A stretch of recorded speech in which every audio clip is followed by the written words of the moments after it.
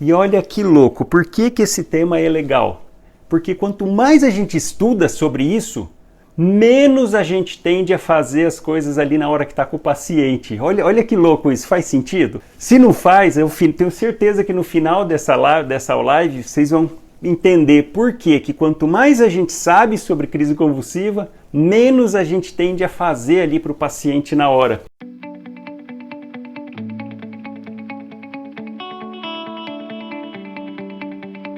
Por isso que é o que fazer e principalmente o que não fazer nessa situação, porque a gente acaba vendo no dia a dia cada conduta meio atropelada, meio, sabe, estabanada, porque fica naquela ânsia, A crise convulsiva, para quem está vendo, principalmente para o leigo, para o parente, é muito estigmatizante, é muito traumático, assim, ver a pessoa com principalmente crise tônico-clônica generalizada, a família fica apavorada. Quando é criança, então, meu Deus, convulsão febril, a família chega achando que a criança vai morrer, que é essa sensação que parece, né? Está se debatendo, inconsciente, com cialorreia, puxa, dá aquele desespero. E aí é nessa hora que você tem que estar com o conhecimento bem afiado e ficar tranquilo, respirar fundo. A gente vai fazer ao final uns casos clínicos bem do dia a dia, bem de como acontece realmente para isso, para vocês treinarem, respirar fundo, calma, não entrar naquela pilha, não entrar naquela adrenalina. Ontem na live que eu fiz falando de sequência rápida de intubação, é outro momento que você fica com a adrenalina lá na altura. Lá nas alturas, e quando a gente está muito pilhado, muita adrenalina, é ruim, porque o raciocínio acaba se atrapalhando às vezes, e uma coisa que sai, você está fazendo ali, adrenalina, uma coisa que sai fora um pouquinho, pronto, você desestabiliza.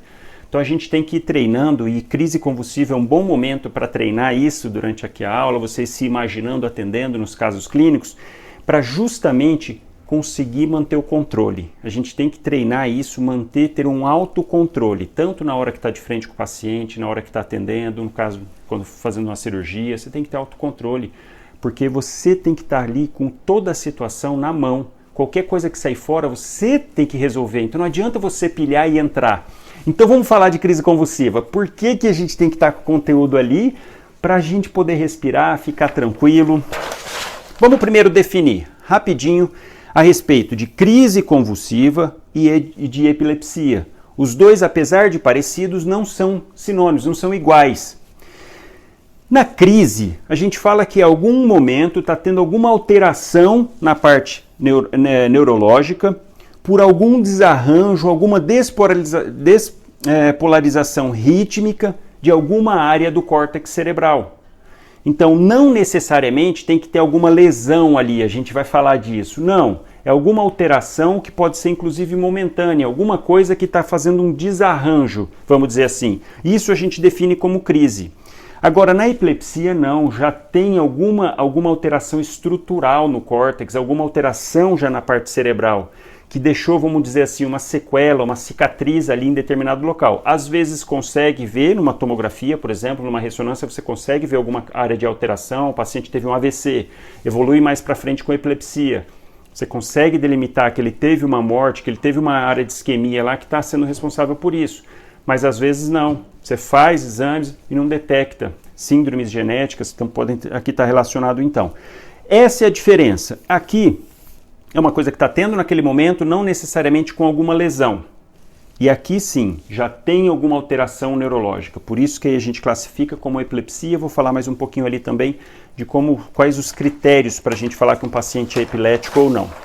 Em relação às crises, que é isso que vocês acabam atendendo mais, que é isso que tem o volume, é de paciente que chega em crise convulsiva, alguns já com histórico de epilepsia, muitos outros não, é importante a gente fazer essa divisão, porque olha só, a estimativa, de maneira geral na literatura, é que cerca de 10% da população, alguma vez na vida, vai ter uma crise convulsiva.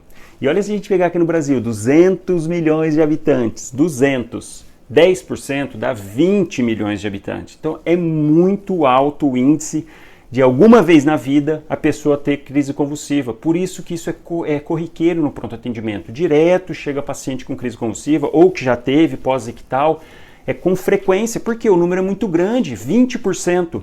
E desses que apresentam essa crise convulsiva, apenas 2%, de 2 a 5, dependendo da literatura, mas de maneira geral 2%, que vão realmente ser epiléticos, tá? Então é isso que a gente já tem que começar a entender. Peraí, então, da população como um todo, 20% vai ter uma crise convulsiva alguma vez na vida. Ok, é bastante. Então de cada 10, 2 vão ter.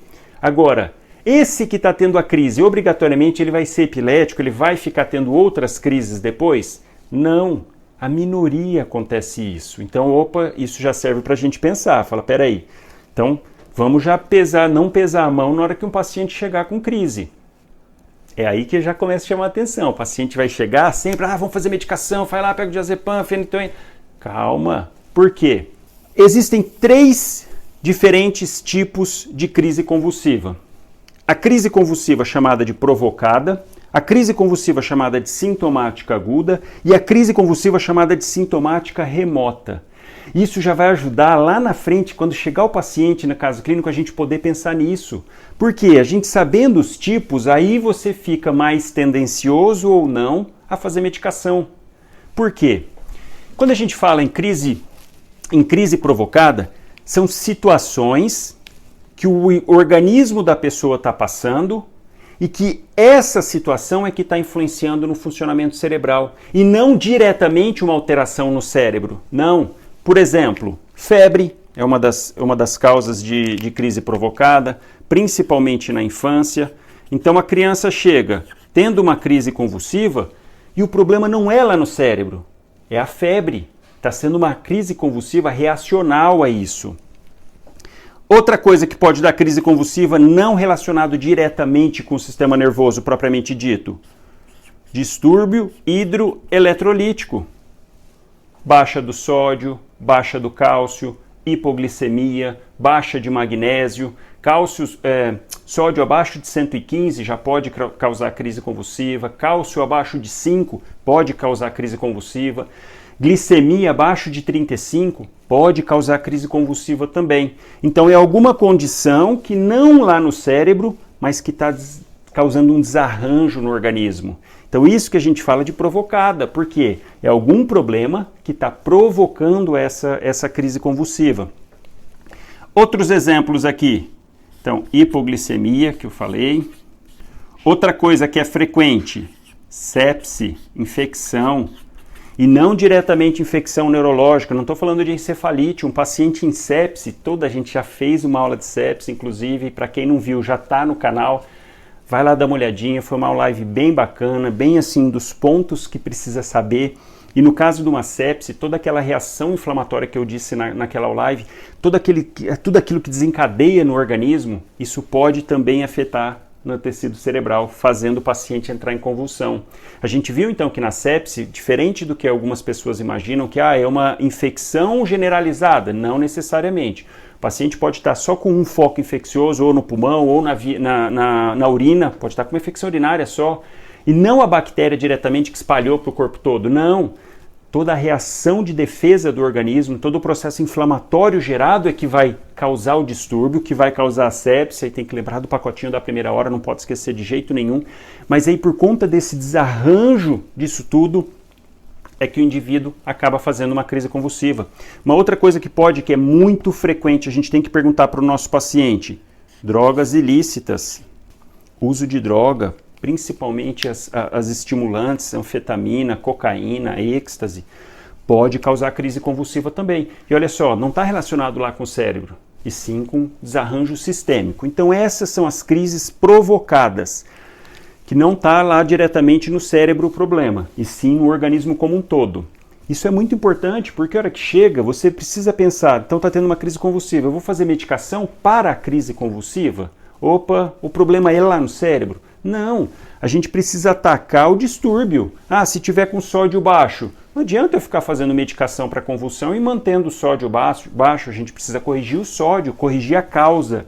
Por isso que essa divisão vai te ajudar lá na hora que estiver de frente com o paciente. Outro mecanismo, outro tipo de crise, são as crises sintomáticas agudas. Na verdade, as sintomáticas elas são de 2 tipos, tem a aguda e a remota. E a sintomática, aí sim, é algo que está fazendo uma agressão no tecido cerebral. E essa agressão pode ser aguda ou pode ser crônica, pode ser remota. Como assim? Por exemplo, exemplo clássico, última live, AVC. O paciente pode fazer um AVC agudo e evoluir com crise convulsiva. Então, olha só, ele está tendo uma reação naquele momento, fez uma isquemia, lembrar da área de penumbra, correr 4 horas e meia, tem que entrar com todo aquele protocolo, fazer fibrinólise dos casos indicados. Por quê? Para você salvar aquele tecido ao redor. Porque se você não faz isso, não corre atrás, o paciente tem uma crise convulsiva, a gente vai ver ali para frente um pouquinho, ele tem 1/3 de chance de virar epilético por conta disso. Então, se você puder ajudar ele nesse momento, fazendo certinho, recuperando a área de penumbra, poxa, olha que bacana, você pode poupar ele de virar um paciente epilético, ficar tomando medicação continuamente, tendo crise, é paciente idoso, pode ter uma crise, cair no chão, bater a cabeça, fazer um AVC, outro, um hemorrágico, pode fazer um hematoma, principalmente porque provavelmente ele vai ficar tomando AS, anticoagulante depois, antiagregante plaquetário depois. Olha como que o negócio vai muito além do que só o atendimento ali na frente do paciente, vai muito além disso, porque qualquer coisa que você faz ali impacta para o resto da vida do paciente. Para a gente que está ali atendendo, não dá diferença. Chegou o paciente, o AVC e tal, você fez ali o que você achou que deveria fazer, você vai embora do seu plantão, aquele paciente fica. Para você, sua vida segue. Para o paciente, não. Ali foi um ponto decisivo para a vida dele e para a família. Então a gente tem que sempre pensar nisso. Outra coisa que pode evoluir com uma crise convulsiva aguda: trauma crânioencefálico, TCE, acidente de moto, acidente de carro, bateu a cabeça, caiu. Teve até recente aquela brincadeira, cada coisa que se fala, não é possível, de onde que tiraram isso? Eu nem sei o nome daquilo lá, graças a Deus parece que parou ficava 2 pessoas do lado, pulavam e falava para a pessoa do meio pular e eles batiam. Olha que brincadeira é essa? E a pessoa batia, teve algumas pessoas fazendo TCE por causa disso. Imagina a pancada. Então, TCE também é causa. Outra coisa que a gente pode ter: tumor. Tumor pode fazer o paciente apresentar como primeiro sintoma crise convulsiva. Chama atenção, destaco hoje, principal causa, principal incidência de câncer no mundo: câncer de pulmão. Principal área de metástase de câncer de pulmão: cérebro. E não é infrequente, na verdade é relativamente comum, o paciente chegar com o primeiro sintoma, crise convulsiva. E aí vai lá, poxa, faz uma tomografia, tem uma laranja no cérebro. Fala, caramba, aí você termina de estadiar, faz tomografia de lugar, tem um caroço, tem um tumorzaço no pulmão. Fala, puxa, é um tumor de pulmão que fez metástase cerebral. Isso é muito comum. E a primeira manifestação do paciente pode ser simplesmente uma crise convulsiva. Não está tendo expectoração, não está tendo sangue no catarro, não mudou, não está dispineico, mas faz uma meta. Isso acontece com frequência, infelizmente. Outra coisa que pode ocasionar aqui são as neuroinfecções, encefalites. Outro motivo também de causar crise convulsiva aguda. E aí tem que entrar com antibiótico, tratar. Tem uma aula sobre antibiótico que a gente fala de alguns que entram, tem maior penetração. Quem não viu ainda, vai lá dar uma olhadinha no canal. 2 lives sobre antibiótico, bem bacana, que eu falo algumas coisas para tratar neuroinfecções. Então, nessas situações, podem, nesse momento, ocasionar uma crise convulsiva. E a gente chama, então, ela de sintomática aguda.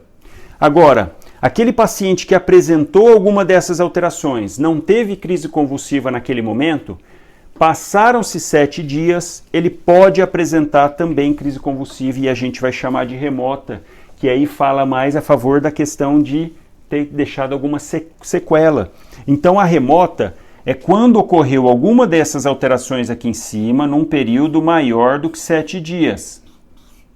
E o paciente então evolui com alguma crise convulsiva. Então aqui a gente pode falar também TCE, AVC, destaco, chama atenção, neurocirurgia e todas essas outras, neuroinfecções, tumor também pode fazer isso, apesar que o tumor, quando ele faz, se ele teve ali naquele momento agudo, a gente fala mais que é agudo, porque apesar do tumor estar ali já há algum tempo, ele passou a dar sintoma naquele momento. Então quando ele atinge um certo tamanho, faz um edema cerebral, aí que ele vai poder dar sintoma, a gente classifica mais como agudo. Mas olha como isso daqui, essa aqui seria uma divisãozinha, falar, poxa, definição tem que decorar. Não, é para você entender, para você poder pensar, raciocinar, usar seu raciocínio depois, na hora que você estiver de frente com o seu paciente. Porque você vai ter que pensar nisso, falar, peraí, mas ele está tendo essa crise convulsiva agora. Primeira coisa, é algum problema realmente lá na cabeça, lá no encéfalo ou não? Quer dizer, em outras palavras, é uma crise provocada ou é uma crise sintomática? Porque isso vai direcionar no seu tratamento, na sua conduta, é claro. Você tem que pensar nisso para resolver, agir no problema, saber se vai precisar investigar. Ah, uma criança que chega com convulsão febril, você precisa fazer uma tomografia para ela depois? Não, de maneira alguma. Você baixa, pode até usar o fenobarbital, a gente vai falar depois, pode usar a fenitoína, mas você baixando a temperatura resolve o problema, a grande maioria das vezes. E aí na sintomática aguda e na sintomática remota, que a gente vai precisar pensar no manejo da medicação, tá? Então vamos lá, vamos mais. Quando que a gente vai classificar se o paciente ele é epilético ou não? Existe uma Liga Internacional contra a Epilepsia, que chama ILAI, na sigla em inglês, que ela tem uma definição para falar se o paciente, se o indivíduo é epilético ou não, se foi só uma crise ou não. No caso da crise provocada, a gente nem entra aqui, porque da crise provocada, se você resolve o problema sem deixar ter alteração neurológica, o paciente não vai ficar epilético. Ah, está com uma sepse, você resolveu a sepse sem alguma outra repercussão no organismo, pronto, esse paciente não vai ser epilético, ele teve epilepsia, teve convulsão, desculpa, porque ele estava com aquela condição. Mas imagina uma sepse, que o paciente faz uma hipóxia, fica mal, saturando mal, você com noradrenalina lá nas alturas para poder manter a pressão, ele hipotenso. Pronto, isso pode provocar uma lesão cerebral. E aí sim ele pode passar. Mas vocês entendem que não é o problema da provocada, e sim a sequela que ela deixou? Então na crise provocada, ele não vai entrar na classificação. Agora na crise sintomática, aí sim. Como que a gente usa, então, essa classificação da ILAI para poder falar se o indivíduo tem possibilidade ou se ele é epilético ou não? Quer dizer, vai ficar apresentando crises recorrentes. Quando o indivíduo apresentar 2 crises ou mais, com um intervalo maior de 24 horas. Porque se ele teve uma crise agora, dali 2 horas teve outra, não entra.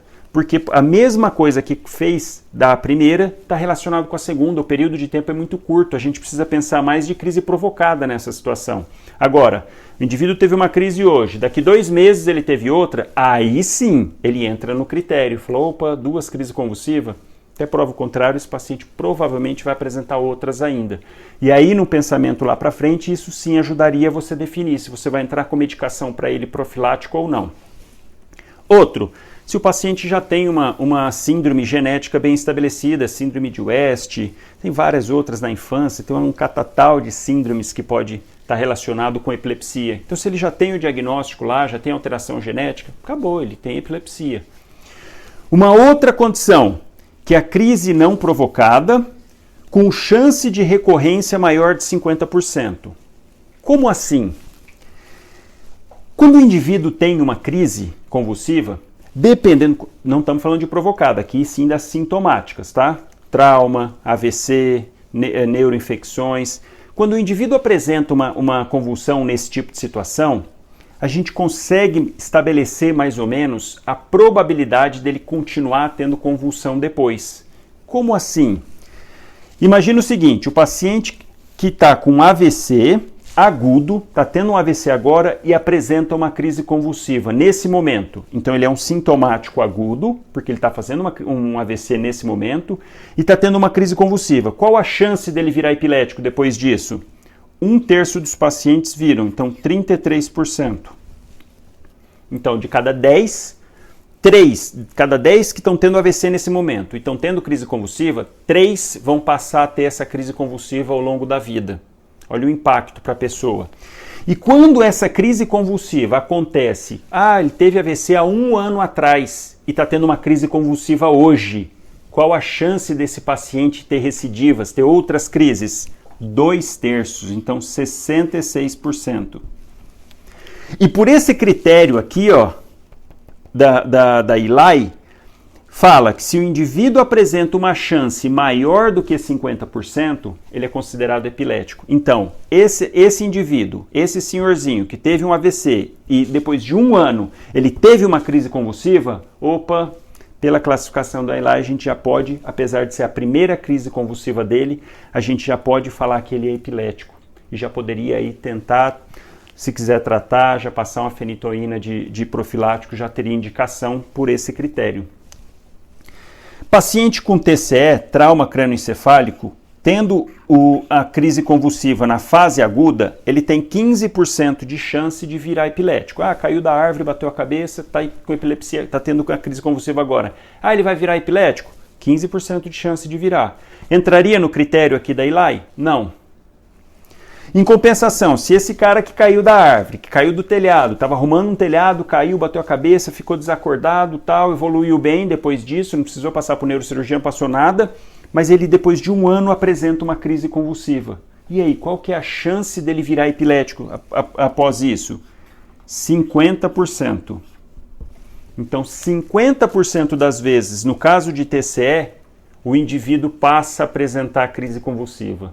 Então, caiu do telhado ano passado, puxa, está tendo uma crise convulsiva agora? De cada 10 que acontecem isso, 5 vão ficar epiléticos, vão ficar tendo crises recorrentes. E quando a gente fala de neuroinfecção, é um pouquinho mais de 15%, dá em torno de 17% a chance.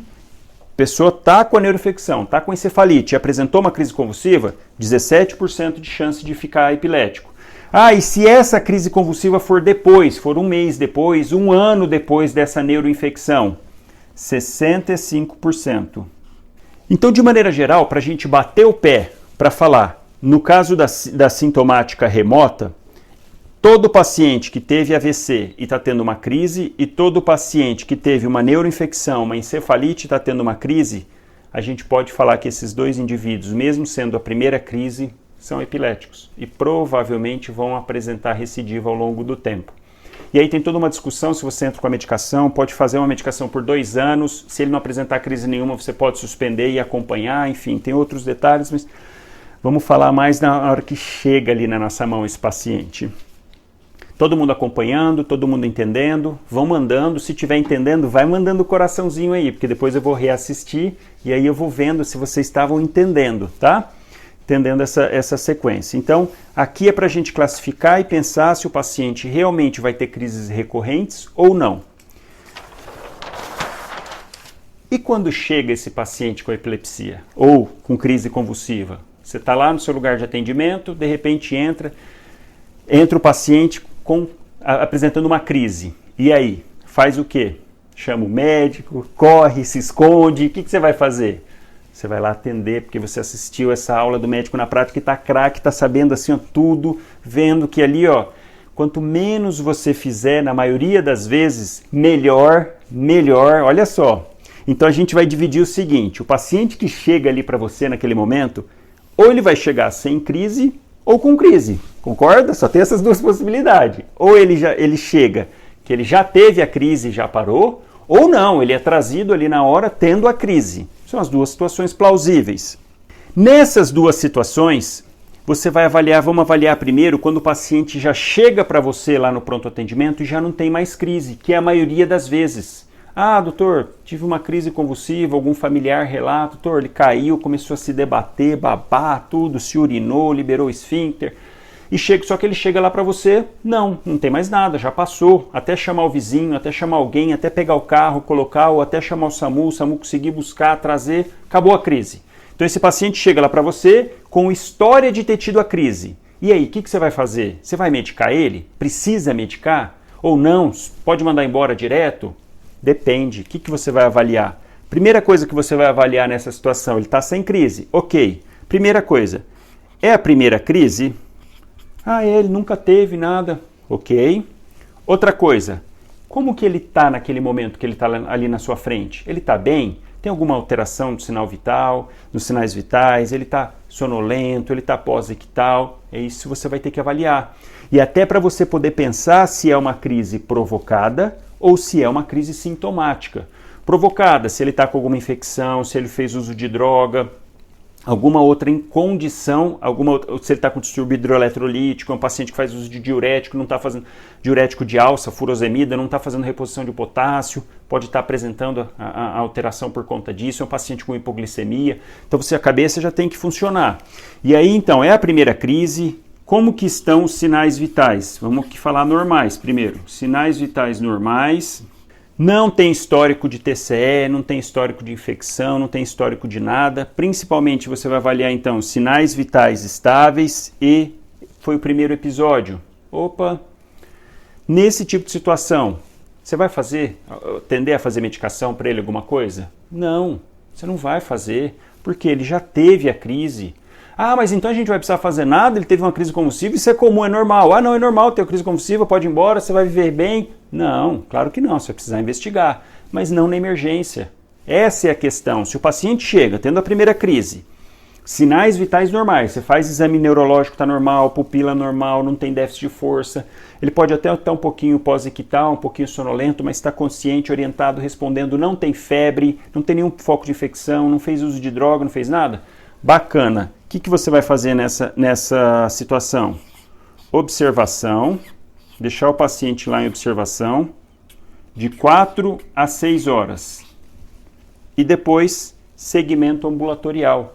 E esse paciente precisaria, só que a gente sabe como que é a realidade, voltar no ambulatório em até 15 dias. A gente sabe que isso é difícil, conseguir um neuro para ele retornar, difícil, e mesmo quando retorna, teria indicação de fazer um ATC, até teria, quanto tempo vai demorar, mas enfim, esse é o protocolo, a gente tem que se atentar a isso, ali na emergência também não dá para você querer resolver o problema aqui, o problema é do sistema, a gente não pode absorver um problema que é do sistema, inclusive podendo prejudicar outros pacientes, porque se você pega, por exemplo, todos esses pacientes que não teriam indicação de ficar ali, não teriam indicação de ser encaminhado para o hospital, poxa, se você está encaminhando, você está ocupando uma vaga e a gente sabe como é que faz falta isso, uma vaga de uma outra pessoa que precisaria mais. Então a gente tem que ter essa consciência também, não é simplesmente, não, eu acho que é assim, então eu vou fazer do jeito que eu acho. Não, calma lá, tem protocolo, vamos pensar, vamos fazer o melhor para o paciente sim, mas pensando no sistema também. Igual eu falei, por exemplo, de ficar excesso de pedido de exame. A gente sabe que falta estrutura, falta exames no posto, tudo quanto é lugar, ok. Mas se os colegas pedissem menos exames, sendo mais criterioso para a indicação, poderia atender melhor quem realmente precisa. Então a gente precisa ir pensando nisso. Então esse paciente que chega lá com a primeira crise, sinais vitais normais, nada de alteração significativa, não tem nenhum histórico prévio, não teve AVC prévio, não teve TCE, nada assim que pudesse chamar atenção. Você vai deixar ele em observação de 4 a 6 horas e encaminhar para o ambulatório, de preferência que ele consiga retorno até 15 dias. Agora, aquele paciente que chega para você, que já teve a crise convulsiva, mas não é mais o primeiro episódio, e sim o segundo em diante, segunda crise, ou alteração dos sinais vitais, febril, taquicárdico, taquipneico, com alguma outra coisa que chame a sua atenção em pensar numa crise provocada, você não vai mandar esse paciente embora. Então ele chegou ali, ele está sonolento, ele está com desvio de rima, está com um membro inferior sem força, está com alguma outra alteração que você, peraí. Ou tem histórico, realmente, tinha muita tosse, estava escarrando sangue, agora aparece com uma crise convulsiva, tabagista pesado. Não, peraí, esse aqui merece investigação. Então esse não dá para mandar embora.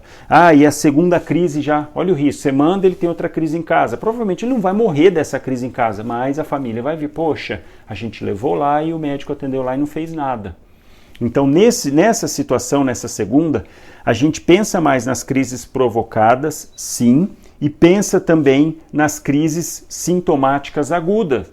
E claro que se o paciente aqui tem histórico de AVC, teve histórico de TCE, neurocirurgia, você vai investigar. Fala, não, peraí, então ele tem uma boa chance de ser epilético realmente, já teve um AVC prévio, será que não está tendo outro?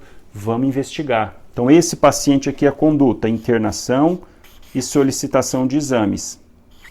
Os exames, a gente vai fazer hemograma, ver distúrbio hidroeletrolítico, tomografia, exame de imagem, você vai precisar pedir. Se você estiver no local atendendo que não tenha ressonância, tomografia, você encaminha, porque não dá para não investigar esse paciente aqui.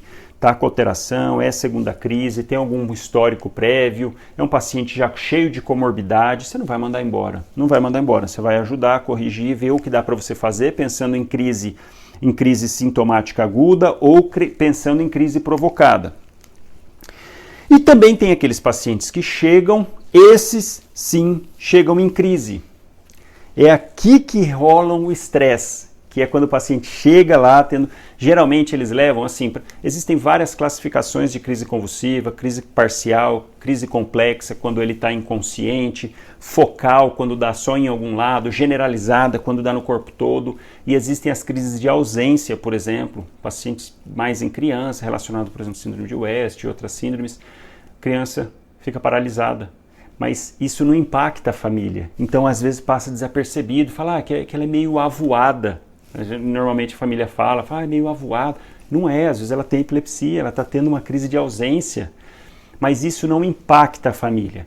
Qual paciente que eles vão levar lá no pronto atendimento? O que está tendo uma crise geralmente tônico-clônica generalizada. Porque é o que assusta a família, assusta todo mundo. Fala, meu Deus, uma crise convulsiva, vai morrer. A maioria das vezes não morre, grande maioria. Não é esse o problema da crise convulsiva, mas o efeito que ele causa na família, no redor, no vizinho, no cunhado, na sogra, todo mundo fica apavorado. Então é aqui que eles vão te trazer e é aqui que rola um estresse a mais, inclusive com a própria equipe. Por quê? Porque o indivíduo que chega com uma crise convulsiva, estava passando aqui na frente do posto, caiu aqui, está tendo a crise, eles levam lá para emergência e te chamam. O que você vai fazer para esse paciente que está tendo a crise naquele momento? Primeira coisa, levar para a sala de emergência, fazer a abertura das vias aéreas, verificar a ventilação, se está tudo bem, saturação, na ausculta, se não tem nada de obstrução, alguma coisa que possa estar dificultando ele para respirar, e pegar um acesso venoso, verificar a glicemia, importantíssimo, não pode esquecer aqui no C de circulação de coletar a glicemia nesse momento. Na hora, chegou, vamos ver a glicemia. Mesma coisa para AVC, chegou, glicemia. Ver quanto que está a PA, monitorização, ver frequência cardíaca. Se ele estiver em crise, geralmente está taquicárdico, é normal, pela própria reação do organismo. Pressão geralmente sobe bastante. E aqui nesse momento, você vai pegar o paciente, virar a cabeça de lado. Para o adulto, você pode passar ele para a lateral, decúbito lateral esquerdo. Criança é bom evitar por causa de luxação de ombro, enfim. De maneira geral, põe a cabeça do paciente para o lado. Coloca ele num ambiente, alguma coisa confortável na região occipital, na cabeça.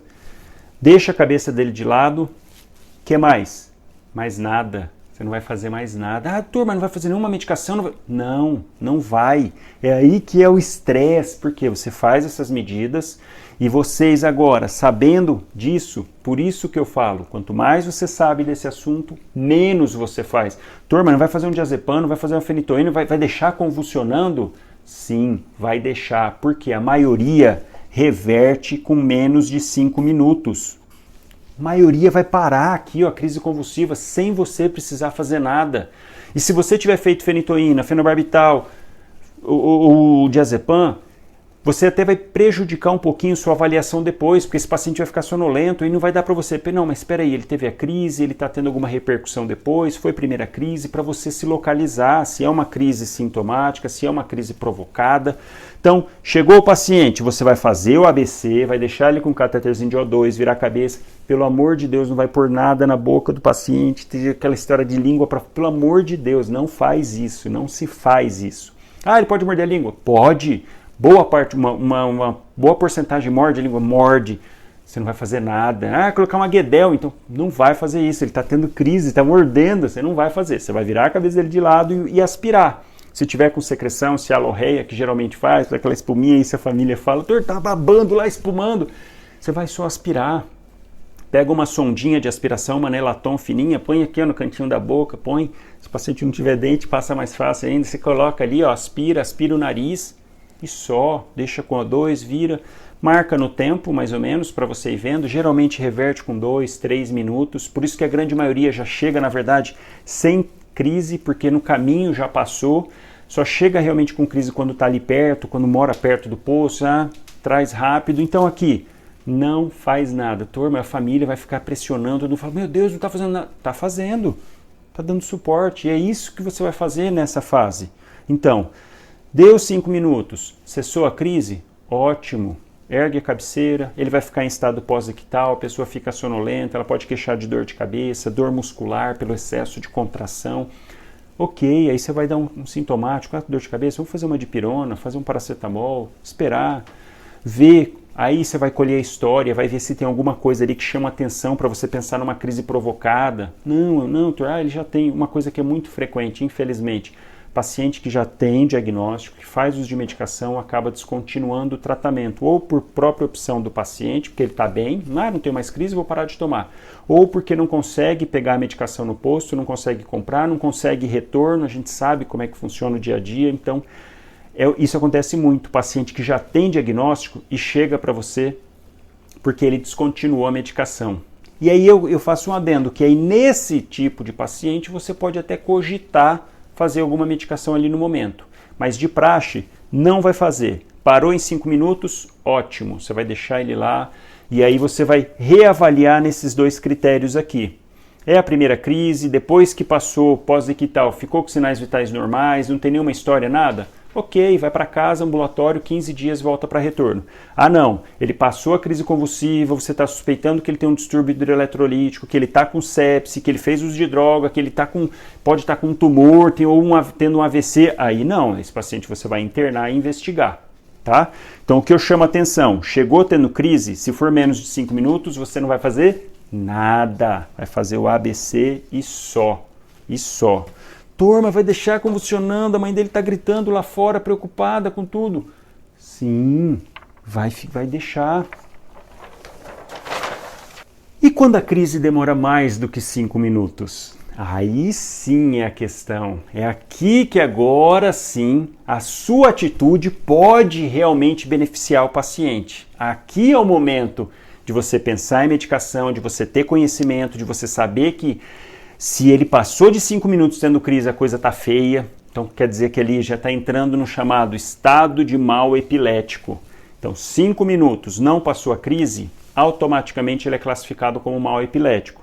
E aqui sim você precisa intervir, porque a chance de reverter sozinha diminui muito e a chance de sequela, principalmente para quando passa de 30 minutos, é muito grande.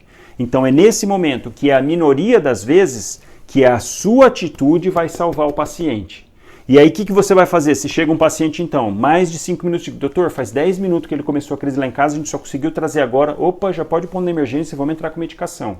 Porque você sabe que já passou de 5 minutos, se não reverteu até agora, entra com a medicação, porque provavelmente não vai reverter. Então o que a gente vai fazer? Sempre chegou a emergência, A, B, C.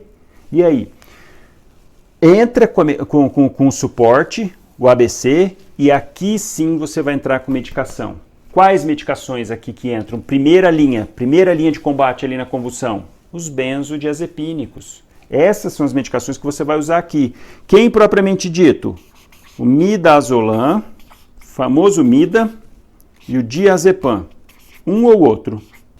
E eles têm um pouquinho de diferença um do outro. Diazepam, polinha de 10 mg. Midazolam tem de 5, de 15 e de 50. Então é importante você saber disso, porque você precisa perguntar ali na hora. Qual que é a dose dos dois? 10 mg que você vai fazer para o paciente. Diazepam, 10 mg IV ou via retal. Ué, doutor, não vai fazer IM? Não se usa diazepam IM. Não é para fazer. Não tem uma absorção, ele tem uma absorção errática, você não consegue titular quanto que o paciente realmente está recebendo, você não sabe quanto que vai dar biodisponibilidade fazendo via muscular. Então você não sabe se ele recebeu os 10 mg mesmo na corrente sanguínea, se recebeu 5, como que... Não se faz IM. E o midazolam? Midazolam você pode fazer. Essa é uma vantagem dele ali na hora, que você pode fazer ele IV ou IM. Então aquele paciente que chegou, não conseguiu pegar acesso porque ele está tendo a crise, está difícil, não estão conseguindo achar jugular, lança a mão do midazolam, faz IM, faz aí 10 mg IM. E tanto o midazolam quanto o diazepam, você pode ainda repetir 2 vezes. Deixa eu ver onde que eu coloco.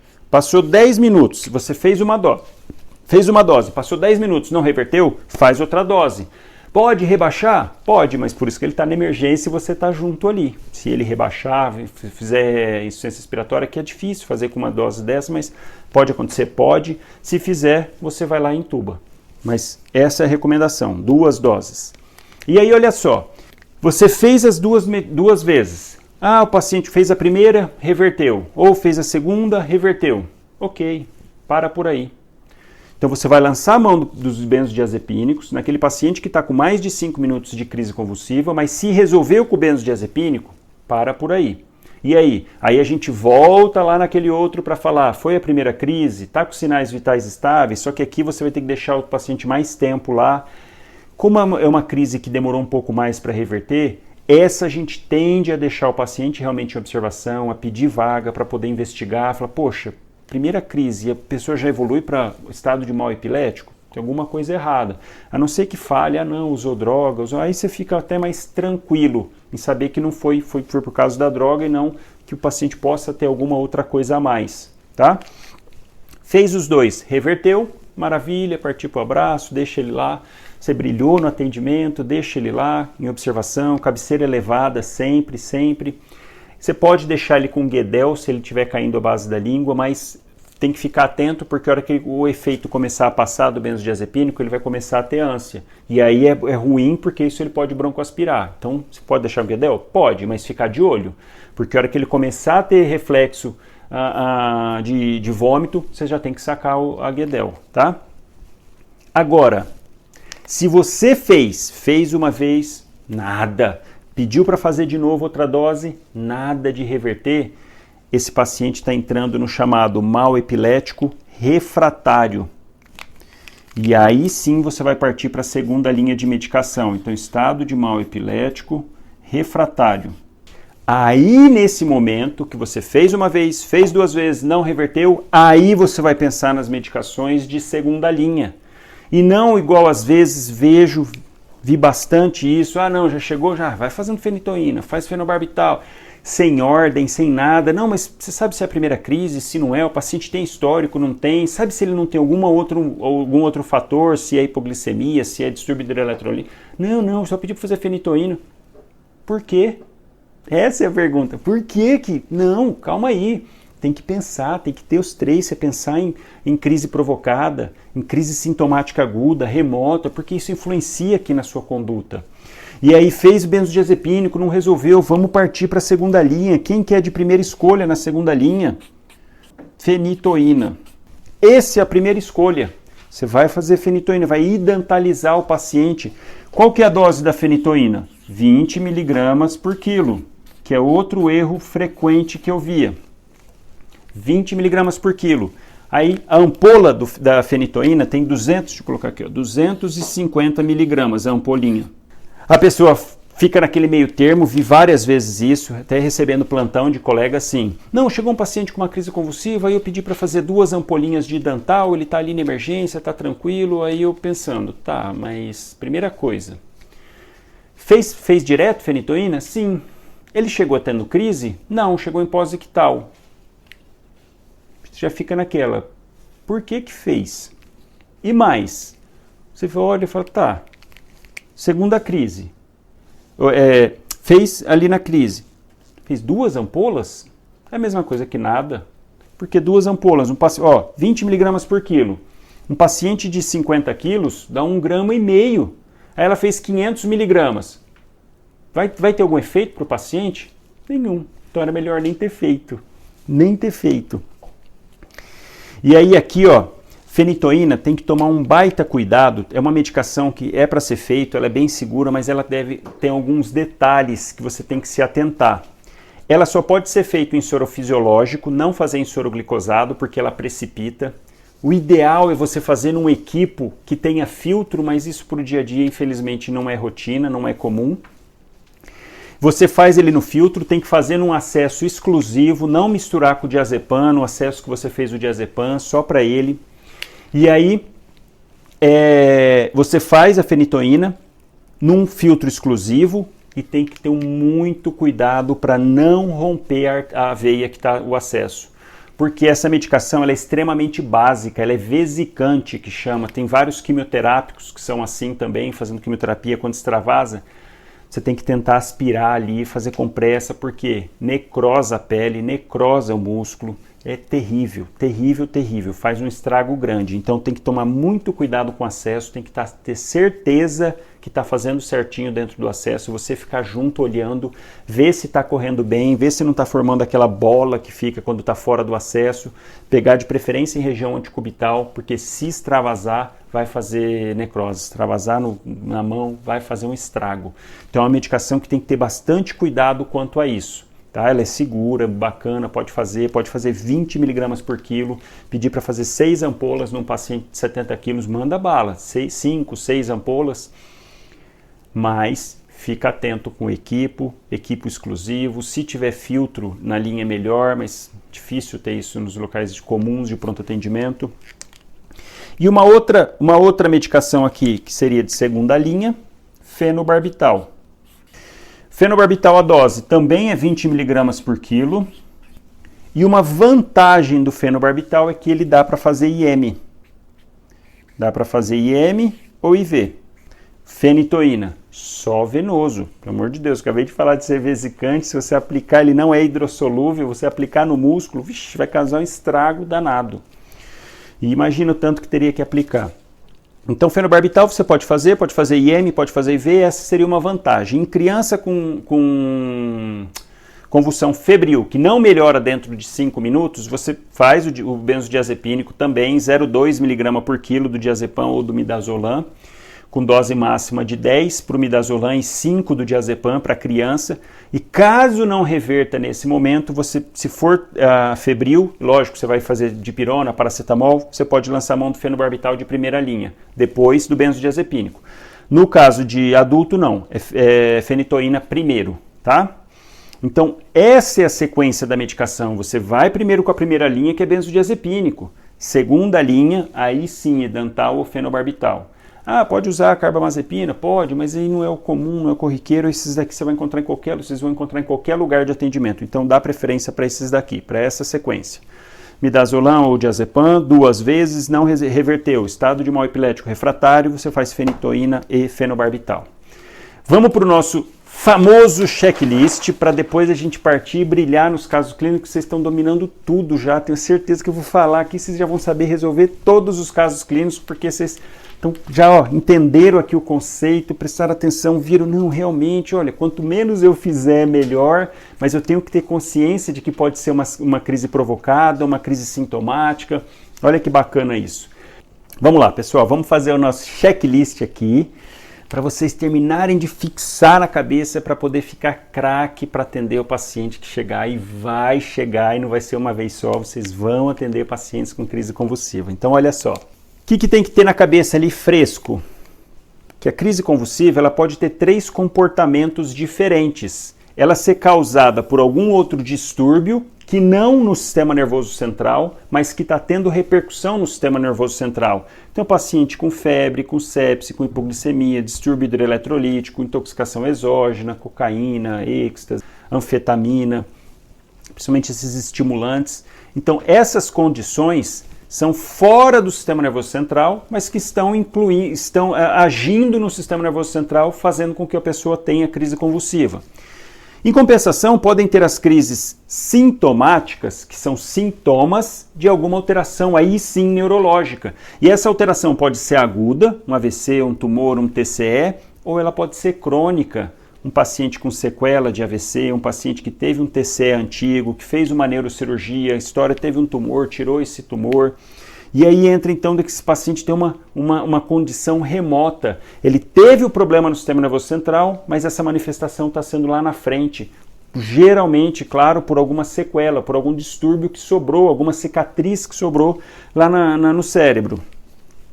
E aí, sabendo desse conceito, para você poder, na hora que está atendendo seu paciente, poder já ir com a cabeça pensando nisso, se você vai precisar agir, porque a condição não é do cérebro, é uma febre, é uma sepse, se você vai precisar agir de forma diferente ou se você vai precisar agir pensando na lesão cerebral.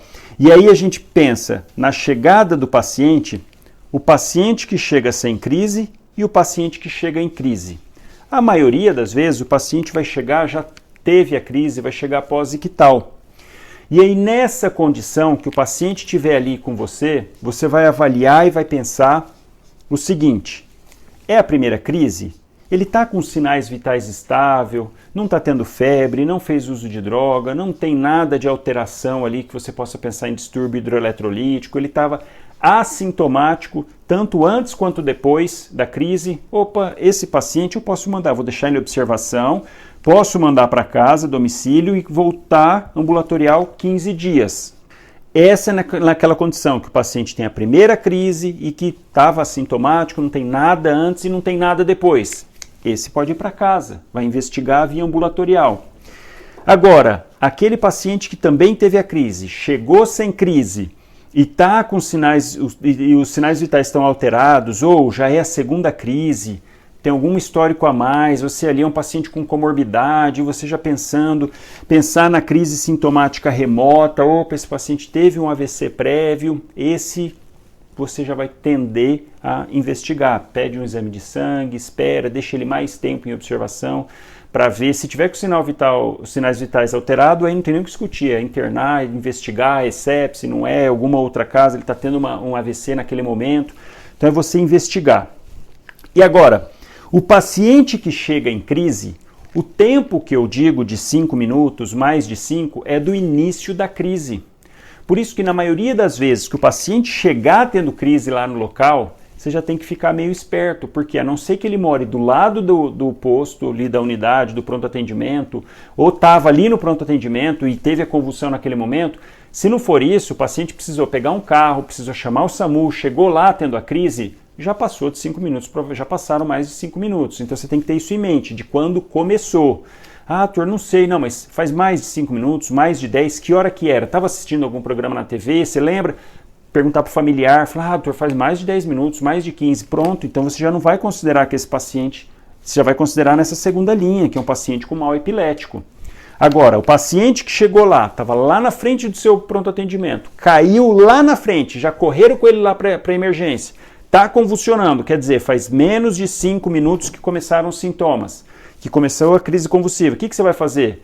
O ABC e só. Não vai fazer medicação. Turma, não vai fazer nada, ele está aqui ó, pulando na cama, está quase... Não, você vai segurar, vai deixar um conforto aqui na região occipital, vai deixar a cabeça de lado, aspirar as secreções, colocar um cateterzinho nasal. Turma, ele está roxo, tá... ele vai ficar, pode fazer cianose por causa da contração, o próprio espasmo, contração dos músculos torácicos, músculos do diafragma. Ele pode, você põe um cateterzinho, espera, respira, calma, não entra naquela pilha. Espera 5 minutos do início dos sintomas. E aí nesse momento, opa, não reverteu, passaram-se 5 minutos, o paciente veio de longe, chegou lá convulsionando ainda, esse está caracterizado como um estado de mal epilético. É aqui a gente precisa agir. Quem que é a primeira linha? Quem que é o carro-chefe nesse momento? Os benzodiazepínicos, midazolam e diazepam. Lembrar que o diazepam não se faz IM, ou você faz venoso ou via retal. E o midazolam você pode fazer IM via retal, 10 mg em ambos os casos, podendo repetir 2 vezes. Ah, você fez um, fez outro, não respondeu. Vamos partir para a segunda linha. Quem que é a segunda linha? Fenitoína e fenobarbital, 20 mg por quilo cada um. Infusão lenta, 20, 30 minutos, de preferência 30 minutos. Olhar bastante o acesso, ver se não vai extravasar. Acesso em um único equipo só para fenitoína, não vai misturar com outras medicações. Se tiver filtro, melhor ainda, mas é difícil porque ele pode ficar com partícula. Toma bastante cuidado. E nesse momento, ou tem indicação de fazer tiamina, soro glicosado nessa situação? Só se for paciente com antecedente de etilismo. Aí você obrigatoriamente tem que fazer tiamina, 100 mg. Lembrar que a ampolinha do complexo B, que tem de maneira geral, tem menos de 10 mg, tem 7 a 8 mg de tiamina. Você precisaria fazer 10 ampolas ou mais que isso. Então não dá, você tem que ter tiamina, o nome comercial, citoneurin, tá? É o que mais tem aí. Tem outros, mas esse é o mais conhecido. Aí se o paciente tiver histórico de cirrose, paciente etilista, você precisa sim fazer tiamina e ver a glicemia. Se ele tiver com hipoglicemia, você faz reposição de glicose. Se não tiver com hipoglicemia, não precisa também, tá? Então você fez lá o benzodiazepínico, não resolveu, parte para fenitoína e fenobarbital. E se não resolver aqui, aí você reza, porque aí o paciente está no péssimo, você pode entrar com tiopental, precisa ir para o CTI, às vezes precisa entrar com propofol dose alta para ver se para, relaxante muscular, mas enfim, aí uma condição extrema, rara, que você ali no seu local de atendimento não vai fazer, você vai precisar de um suporte, você vai ter que levar esse paciente principalmente para uma UTI. Tá? Então aqui, ó, com esse checklist aqui, ó, com essa essência desse assunto, não faz nada, faz depois de 5 minutos de diazepam e faz depois de 30 minutos fenitoína, fenobarbital, aí sim você está craque para atender. E se o paciente já chega lá para você com mais de 30 minutos de crise, a família ficou esperando o SAMU, ficou esperando o vizinho, até que passaram 40 minutos e aí conseguiram botar ele num carro e trazer lá para você. Ela falou, doutor, faz quase 1 hora que ele está desse jeito. O que você vai fazer? Benzodiazepínico. Você faz uma dose de benzodiazepínico, pode fazer a segunda logo na sequência, provavelmente só com benzodiazepínico não vai resolver, mas você entra com benzodiazepínico e aí mesmo se reverteu, você pode até fazer fenitoína, porque ele já caracterizou como um mal epilético refratário, 30 minutos, dificilmente vai reverter só com benzodiazepínico, mas você faz o benzodiazepínico. Reverteu, você está até autorizado a fazer fenitoína, você vai internar esse paciente, vai ter que investigar o que aconteceu, ficou mais de 30 minutos, avaliar depois se não vai ficar com nenhuma sequela, tá? Mas esses são casos de exceção, isso não é a rotina, tá bom? Todo mundo craque, a gente pode partir para o caso clínico. Acrescenta tiamina, convulsão para abstinência alcoólica. Muda alguma coisa? Muda, tem que fazer a tiamina. E a glicose só se tiver hipoglicêmico. Então então eu vou até mostrar o caso clínico aqui, mas eu acho que eu nem vou falar nada, porque vocês já estão craques, vocês vão saber resolver assim, olhar e falar, não, isso aí você vai fazer isso. Eu vou falar depois só para cumprir tabela, tá? Mas eu tenho certeza que vocês vão matar a pau aqui. Então vamos, primeiro caso clínico. Ó. Paciente jubileu de 42 anos relata que teve uma crise convulsiva há 1 hora. A namorada dele fala que após eles terem tiveram uma briga, tá, sabe como é que é? Quarentena, fica junto o tempo todo ali e tal, brigaram. Ela encontrou depois ele caído no chão, estava tremendo todo e babando, é o que ela relata. Minha esposa está olhando aqui com cara de morte para mim, mas tudo bem, vamos continuar aqui. Brincadeira, minha esposa é 10. Eu até fiz brincadeira essa semana aí de casamento, mas eu não tenho do que reclamar não, viu amor? De verdade mesmo. Então vamos lá. E aí, ó, o paciente não lembra e nega episódios anteriores. Ele falou, doutor, não sei o que aconteceu, eu acordei e estava no chão. Aí a namorada fala, não, doutor, estava lá se batendo, babando tudo lá no chão. Não tem nada, ele falou que nunca teve isso antes. Mas aí começa a perguntar, fala, peraí, Jubilão, mas você não tem nada, não tem nenhum tipo de doença, nunca teve nada? Aí ele fala, não, olha só, na minha infância, quando eu era pequeno, eu caí de uma árvore e minha mãe fala que eu fiquei em coma por 2 semanas. Aí você já, opa, pulguinha atrás da orelha, fala, então quer dizer, ele está tendo um sintomático remoto? Tem essa história de TCE, e se realmente ficou em coma, ele não sabe falar, mas olha, tem essa história. Se realmente ficou em coma, será que ele não vai ter, não está tendo uma sintomática remota? E aí você vai avaliar sinais vitais, Glasgow de 15, frequência cardíaca de 86, frequência respiratória de 18, PA 100 por 70. O que vocês fariam? Pode ser uma sintomática remota? Pode. E a gente viu aquela tabelinha. No caso de TCE, que o paciente tem uma sintomática remota, qual a porcentagem de chances dele virar epilético? 50% no caso do TCE. E aí, lembra, AVC 1/3, 33% na fase aguda, 66% na fase crônica. TCE, 15% na fase aguda, 50% na fase crônica, na fase remota. E neuroinfecção, 15% na fase aguda e 65% na fase remota. Então eu até falei para vocês, enfatizei, AVC e neuroinfecção, são os dois, o de cima e o de baixo na tabelinha, esses, até prova contrário, viraram epiléticos, pela classificação que a gente viu lá, da Liga Internacional contra a Epilepsia. Agora, no caso do TCE, fica em cima, fica com 50%, então não dá para você definir. que a gente vai fazer para ele? Nada, nada. Como, doutor? Mas ele babou lá no chão e tal. Tá, a gente nem consegue caracterizar se isso foi realmente uma crise convulsiva. Ele brigou com a mulher, não estou falando que não foi, mas também não estou falando que foi. O que a gente vai fazer? Está com sinais vitais estáveis, está com Glasgow de 15, está conversando. Ah, pode ser uma sintomática remota, ele tem 50% de chance. Pode, mas não é ali na emergência que você vai resolver isso, porque ele é um paciente que não demanda emergência para isso. O que você vai fazer? Orientá-lo, você pode deixar em observação de 4 a 6 horas, dependendo do Glasgow principalmente, se tiver um pouquinho sonolento deixa, se não tiver, mas o ideal é sempre deixar, até para tranquilizar o paciente, tranquilizar a namorada, que agora ela está com remorso, gente, ela está aqui ó, triste, sabe? Ai meu Deus, foi porque eu briguei com ele, certeza, ele não queria lavar a louça, eu briguei, ele fez isso. E aí, tá vendo? Agora, se você manda simplesmente embora, ela vai ficar brava, vai falar, poxa, como é que você está mandando embora assim, meu marido, meu namorado caiu lá? Então você deixa observação, 4 a 6 horas. Passaram-se essas 4 a 6 horas, você fala, olha, tá estável, reavalia, vê de novo os sinais vitais, está tudo normal. Pode ir para casa, está aqui o encaminhamento para você procurar a unidade básica de saúde, no máximo em 15 dias tem que estar passando em consulta, tá? Então isso aqui, ó, não faz nada. Teve a crise, chegou sem crise, exame físico normal. Não faz nada. Ah, e se ele chegasse febril, se ele chegasse com uma história de tosse, congestão, catarro, dispneia, pensando numa pneumonia. Opa, você ia internar.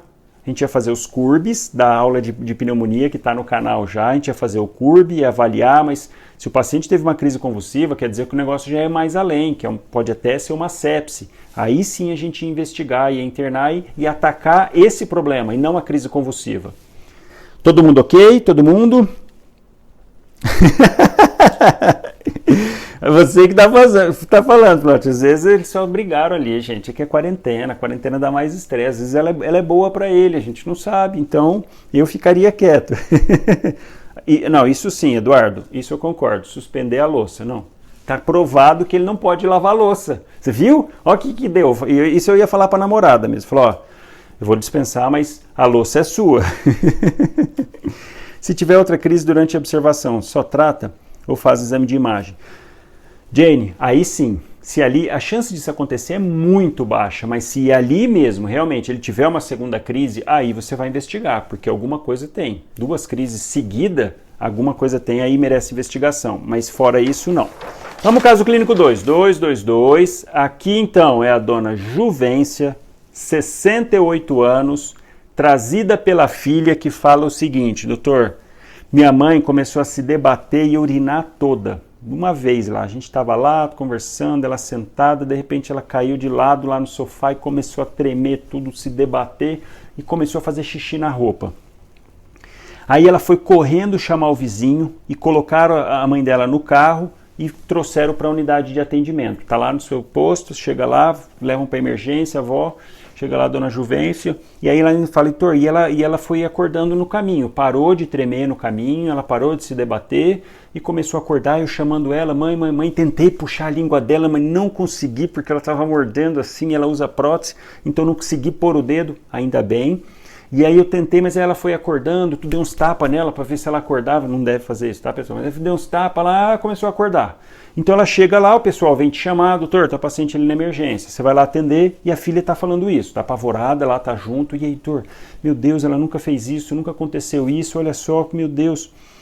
Aí você chega lá para avaliar, ela acordou no caminho, e aí a dona Juvência fala que tá só com sono. Ô, dona Juvência, tudo bem com a senhora? Bem não tá, porque senão a senhora não estaria aqui, mas a senhora tá sentindo alguma coisa? Ela, ô meu filho, eu tô só com sono, tô só sonolenta.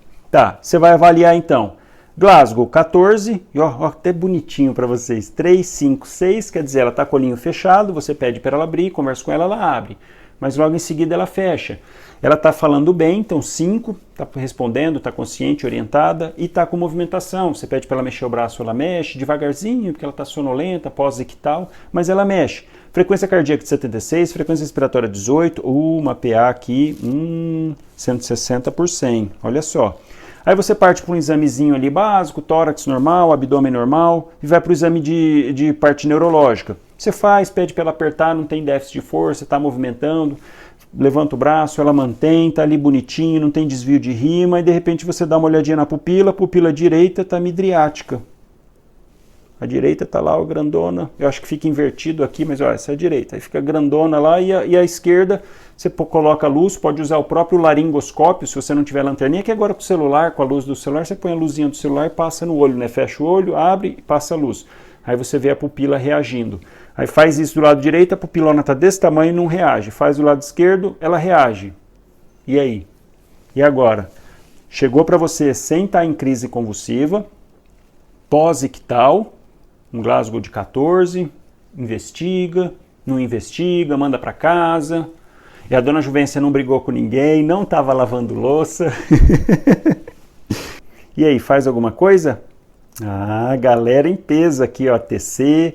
Ó, a Carol brilhou, ABC mais TC. Muito bom, Carol, muito bom mesmo. Solicitação de exames, excelente, observação ITC, ABC e DEX. Olha, outra aqui, ó, cantou a bola, fazer a glicemia. Muito bom, que maravilha, gente, que legal. Tá vendo? Tá vendo? Eu não precisava nem falar mais nada, era só mostrar aqui e vocês mataram a pau. O que a gente vai fazer aqui? A ABC, ela vai na emergência, levantar a cabeceira, ver se ela tá, se a prótese lá daquela mordida, se ela não mordeu a língua, se não está edemaciando, alguma coisa que possa estar obstruindo, tirar a prótese, lembrar disso, falar assim, ô, dona Juvência, dá licença, a senhora tem prótese, eu vou tirar aqui. Não, meu filho, dentadura não, mas você fala, tira, tem que tirar, tá? Porque se evoluir de alguma forma, você precisar entubar, você tem que tirar. Você tira, vê a ventilação, põe o oxímetro, faz a ausculta, vê se não broncoaspirou, se não teve alguma outra coisa a mais, se não tem algum foco pulmonar que possa te chamar a atenção. Parte para o C, acesso venoso, PA, coleta de exames, e olha o que chama a atenção aqui. Pupila, gente, tá anisocórica, pupila direita não está reagindo. Até prova o contrário, isso daqui é um AVC. Isso aqui, ó, é correr contra o tempo. E aí eu volto para nossa aula de AVC. Isso aqui é já cair a ficha, fala, puxa vida. Pergunta para a filha o quê? Quanto tempo exatamente faz isso? Ah, doutor, faz uns 20 minutos, porque foi o tempo do vizinho chegar, 20 minutos, então ela tem 4 horas para a gente correr. Ela precisa de uma tomografia em até 45 minutos, tem que estar com laudo essa tomografia, porque se for isquêmico, ah, doutor, mas é que teve crise convulsiva, geralmente é mais hemorrágico. Para, isso é balela, não pode, pelo quadro clínico, definir se é isquêmico ou hemorrágico. Não pode, obrigatoriamente tem que fazer tomografia. E aí, esse caso, correr, fazer tomografia o mais rápido possível. Se for isquêmico, tem que estar fazendo fibrinolítico, até 4 horas e meia. Então aqui, ó, você tem que ficar atento, pensar, puxa, não posso perder a janela. E olha o que veio para você primeiro, como uma crise convulsiva. Mas aí você tem que entender que isso daqui é uma crise sintomática aguda. Coisa que dá para você correr atrás para reverter. Então é alguma lesão neurológica que está tendo naquele momento que você tem que se atentar e falar, meu Deus, ela tem 4 horas, porque faz meia hora que ela está aqui, 4 horas para estar entrando fibrinolítico se for isquêmico, porque eu posso reverter, deixar ela sem sequela. Olha que bacana, você poder ajudar a fazer ela ir embora, voltar para a filha dela, dona Juvência, bem, sem sequela, sem nada. Então aqui, ó, é correr atrás, fazer exame, já fazer a glicemia, sem dúvida alguma, não pode esquecer. Vai fazer alguma medicação para essa pressão? O que vocês me dizem? Faz? Isso, não faz remédio, não faz nada. Ah, mas se for hemorrágico? Você não tem tomo. Se for isquêmico, se você abaixar essa pressão, você prejudica. O organismo tentando levar sangue lá para cima, você vai cair com a pressão que ele não leva o sangue. Se for hemorrágico, tem que baixar? Aí tem, mas aí é outra conversa. Precisa da tomo antes. Então, como não tem a tomo ainda, não faz nada, tá? Não faz nada. Isso aí, pessoal. Para você, por causa por causa da anisocoria. Uma pupila está diferente da outra. E o paciente pode evoluir. Teve uma crise convulsiva e está com anisocoria. Até prova contrária, isso é um AVC. Tá? Por isso que é importante ali na hora você fazer o exame físico. São 2 adendos. Primeiro, com essa anisocoria, lembra que em 2018 teve uma mudança na escala de Glasgow. Você acrescenta, se o paciente está anisocórico ou está não reativo, na verdade a pupila não reativa dos 2 lados, você tira 2 pontos aqui do valor. Se está anisocórico ou não reativa em um lado, você tira 1 ponto. E se não tem nada, você não tira. Então, na verdade, esse Glasgow seria 13, tá? Dessa paciente. Outra coisa, vocês viram que aqui não teve nada de Cincinnati, né? Falei do bracinho, ela mantém, não tem desvio de rima e não está com disartria. Olha como que tem que tomar cuidado. Não é porque não tem a escalinha de Cincinnati que a gente não vai pensar em AVC, vai sim.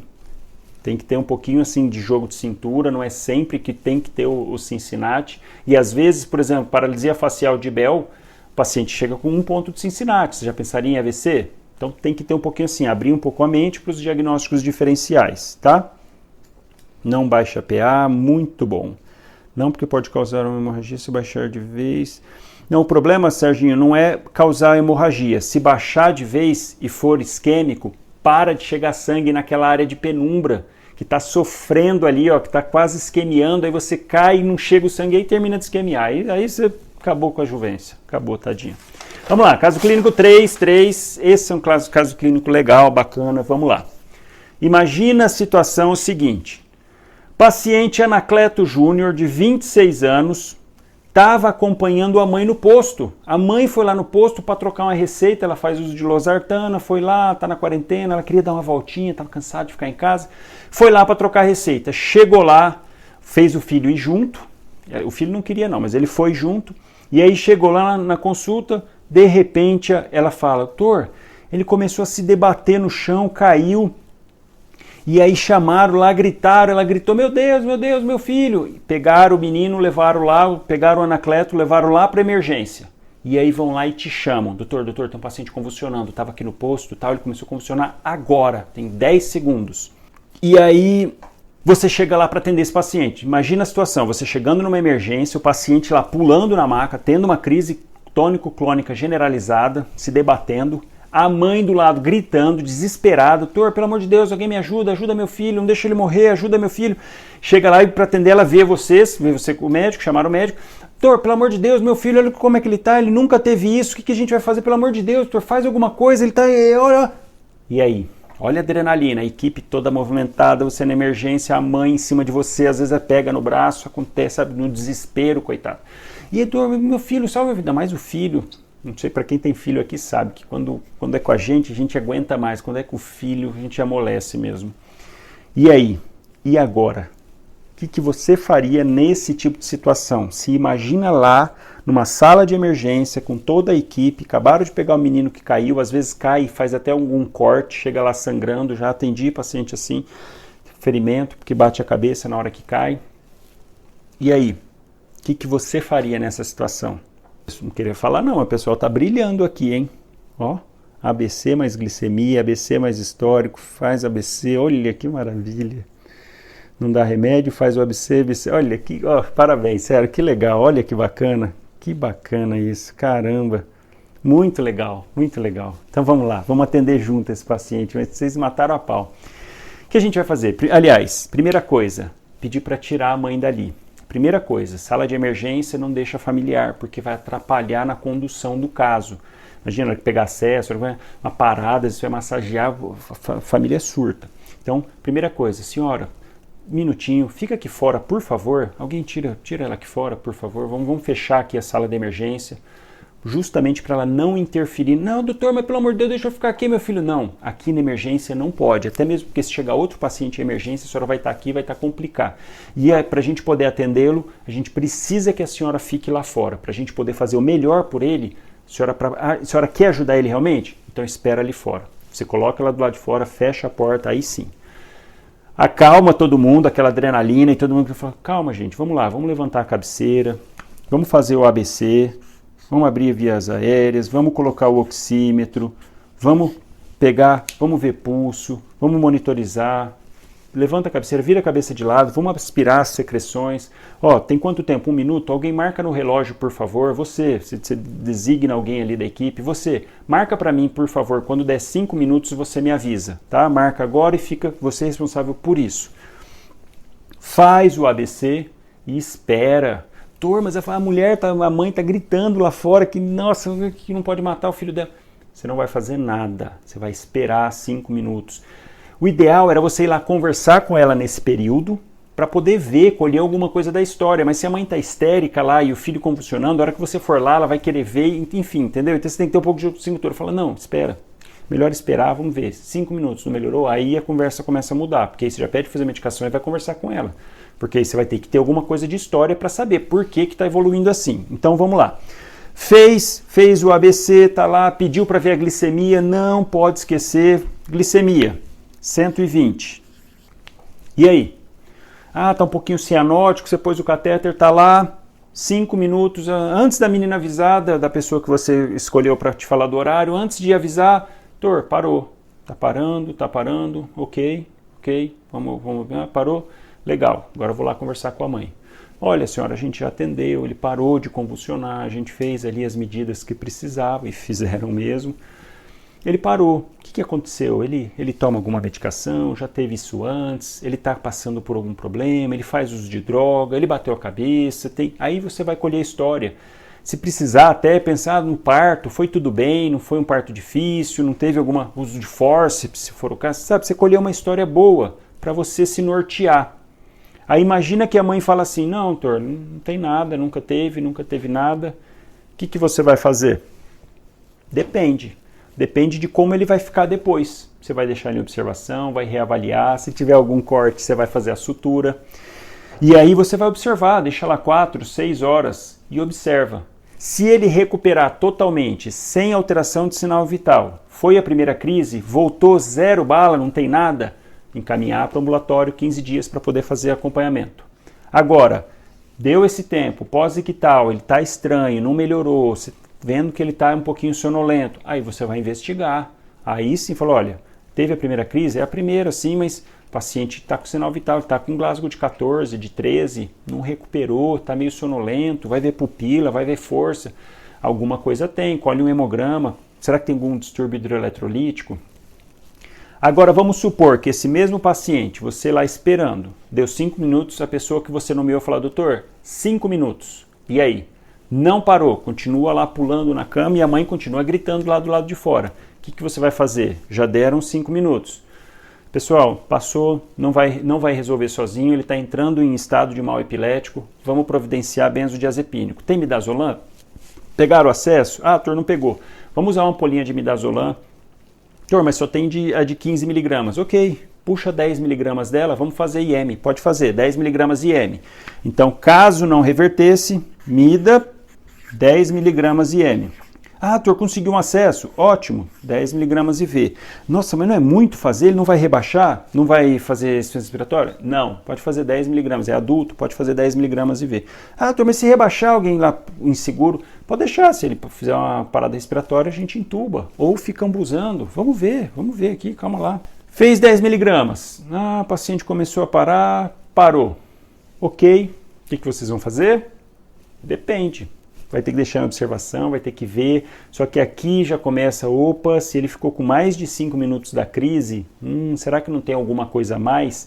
Então sempre a tendência é, quando o paciente entra em estado de mal epilético, passou mais de 5 minutos na crise, o ideal é você investigar. A não ser que a mãe depois, aí você vai lá conversar com a mãe, ela fala, ah, doutor, não, ele usa droga, ele já teve uma outra vez, é porque ele usa droga e ele não para, e às vezes ele fica uns períodos sem usar e aí dá isso, aí pronto, entendeu? Aí você não vai investigar, você fala, não, então, acompanhe no ambulatório, vamos encaminhar. Agora ela fala, não, nunca teve, está tendo a primeira vez, indo para o mal epilético, não, então peraí, tem que ter um pouco de bom senso, tá? E aí vamos imaginar então que esse mesmo paciente, você fez uma dose de midazolam, não resolveu. O que você vai fazer? Mais uma dose. Ah, não resolveu? Faz mais 10 miligramas de midazolam e observa. Nisso aí, de você fazer 1, 2 doses, se não resolveu da segunda dose, você não precisa nem ver se deu 30 minutos. Já não resolveu e não parou, provavelmente não vai parar com 30 minutos. Aí você entraria com a segunda linha. Fenitoína. Vamos preparar a fenitoína? Quanto que esse paciente pesa? Ah, ele pesa 70 quilos. Pega 6 ampolinhas de fenitoína, dilui no sorinho fisiológico, acesso exclusivo. Vamos pegar um outro acesso, pega um abocate razoável, um 18 pelo menos. Ah, no scalp? Não, vamos pegar um abocate para ter certeza que está ali, mas vamos pegar uma veia calibrosa, boa, aqui anticubital, ou então aqui na jugular externa. Pega, vamos fazer 50 miligramas por minuto ali, ó, na hora de correr, pode correr em 30 minutos, 40 minutos, vamos correr lentinho aqui, vamos vendo. Fica de olho no acesso, pelo amor de Deus, alguém fica só para ver isso, para ver se não vai extravasar e segurar, e se o paciente estiver tendo crise ainda, olha isso, aí que você tem que segurar mesmo, para não correr o risco de romper a veia, tá? Porque se extravasar, vai fazer uma nhaca ali no braço. E aí, então a gente segue na sequência, fez fenitoína, ele parou, opa, melhorou, ótimo, bacana, vamos investigar, porque um paciente fazendo uma crise de mal epilético refratário, primeira crise ou não, dependendo do que a mãe falar depois, vamos investigar, não dá para mandar embora não. Caso já mais difícil, você teve que dentalizar, merece aí colher um líquor, se for o caso, mas antes tem que fazer exame de imagem, eu não vou entrar em detalhes quanto a isso. Mas aí todo mundo conseguiu acompanhar, todo mundo ficou calmo, mesmo com a mãe gritando ali, pôde respirar. Não, peraí, calma senhora, fica lá do lado de fora, vamos resolver. A gente vai ajudar o Anacleto Júnior. Todo mundo concorda? Alguém faria diferente? Todo mundo concorda? A gente pode ir para o último caso aí para vocês. Aí sim, vocês vão brilhar completo. Pode? Vamos lá então. Último caso clínico. Paciente Felícia, 36 anos, trazida pelos familiares, tendo uma crise convulsiva. E aí a prima fala assim, Tor, a gente pôs ela lá no carro, tal, demorou, ela começou a ter crise, eu chamei o vizinho lá e tem o meu irmão, que também é primo dela, a gente botou ela no carro e trouxe. E aí essa prima conta ainda que a paciente tem história de epilepsia, mas que não tá tomando remédio, porque eles estão sem médico lá no postinho ali da região delas. Fala, meu bairro está sem médico já faz 6 meses, e aí ela pegava essa medicação com o médico que tinha, que era tão bacana que estava aqui, mas a prefeitura não pagou, ele saiu e aí tá sem. Isso acontece. E aí ela tá sem tomar medicação, faz 6 meses, e aí começou a ter essa crise convulsiva aqui agora. E aí? O que vocês fariam? Essa é a história. Felícia está ali, tremendo, tendo a crise convulsiva, os parentes tudo em volta ali, ó. Meu Deus, ela está convulsionando. E aí, fazer o quê? Contrata nós. Eu vou passar o telefone, tá, Mayara? Desse lugar aí para vocês atenderem lá. O que a gente vai fazer aqui? Mesma coisa, olha, calma, pessoal, vocês poderiam, por favor, esperar do lado de fora, a gente vai atendê-la aqui da melhor forma possível, vamos lá. Vocês podem, por favor, esperar lá do lado de fora? A gente põe todo mundo para fora e vamos fazer o quê? O famoso ABC. A abertura da via aérea, ver ventilação, circulação, colher glicemia, aquela mesma história. Como ela já chegou com mais de 5 minutos de crise, porque a própria prima falou que até pegar o carro, trazer, já pedi para fazer direto, 10 mg de midazolam ou de azepam. Pode fazer, já está convulsionando. E aqui eu já até falo mais, ela tendo essa história prévia, eu já tenderia a entrar direto também com fenitoína. Fazer o midazolam, fazer mais uma dose para parar a crise. E aí, mesmo se parar, vamos idantalizar, é uma paciente que já tem histórico. Não vamos deixar ela sem, ela está tendo crise, vamos já idantalizar, passar depois para alta também, se passa um comprimidinho de 8 em 8 horas, mas aí fala para ir no ambulatório para fazer o acompanhamento tudo certinho, ver qual era a medicação que ela usava antes, ver se a prima consegue pegar, mas aqui nesse caso é estabilizar, fazer midazolam, fazer o diazepam e aí entrar já com idantal, entrar com fenobarbital, ver qual que ela usava. Se usava carbamazepina, ácido valproico, idantaliza primeiro, entra com o idantal, que é mais fácil para ela pegar depois também. E aí você idantaliza e fala que ela precisa acompanhar, porque senão vai continuar apresentando crise convulsiva. E isso aqui acontece muito, o paciente que descontinuou o tratamento, é comum, porque aí o paciente chega, ele acha que está bem, passa alguns meses sem crise, não quero mais tomar esse remédio, não estou afim mais, e para de tomar. Infelizmente isso acontece.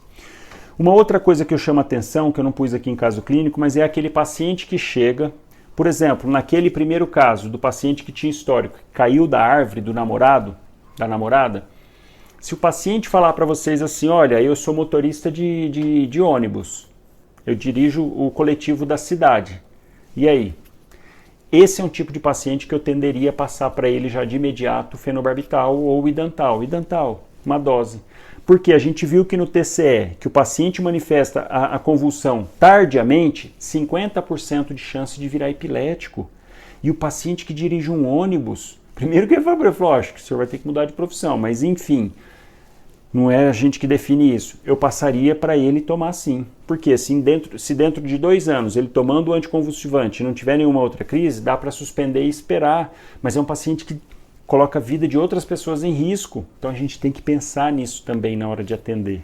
Tá, pessoal? Todo mundo concorda? Alguém ficou com alguma dúvida? Quer discutir alguma coisa? Depois que neutralizar, deixe em observação quanto tempo. Kelly, pelo menos aí, umas 6 a 12 horas. Deixa lá, porque se ficou bastante tempo com crise, você vai... Na verdade, se ele entrou em mal epilético refratário, o ideal é você internar para investigar. Se for nesse caso aqui, a paciente chegou, você fez o midazolam, já reverteu. Aí entrou, a gente fez a fenitoína pelo histórico dela. Aí sim você pode dar alta sem precisar investigar, tá? A gente da urgência que prescreve a profilaxia, como fica? Não, o ideal era ir para o ambulatório. No dia a dia a gente sabe que é um pouco complicado, mas se você também... Tem vários aspectos nisso. Se você começa ali, passa a fenitoína para ele. A hora que ele for no UBS buscar mais receita, aí vai falar, mas quem que passou isso para você? Ah, foi lá no plantão. Não era para passar, porque o plantão não é para isso, é para você resolver ali do momento. Mas a gente sabe que também que às vezes precisa passar sim, porque o paciente não vai conseguir ter acesso. Enfim, isso é meio complicado. Vamos falar assim, formalmente? Não, era para você passar dental ali e encaminhar ele para o ambulatório, se não for o caso de internação, tá? Depois do tempo de crise, também pode voltar com a medicação que estava em uso? Pode sim. Depois, Arthur, que você faz a medicação e ela, por exemplo, falar que fazer uso de carbamazepina, pode ser, volta a fazer carbamazepina, ácido valproico, volta a fazer Depaquene, Depakote, ela volta a fazer a medicação que ela usava mesmo, tá? Pedir TC para investigar algum tumor no cérebro? Rafa, poder pode, mas aí você teria que ver na história. Nessa paciente aqui, ela já tem história de epilepsia, provavelmente ela já investigou no começo, para fechar o diagnóstico de epilepsia, o ideal é que você faça exame de imagem.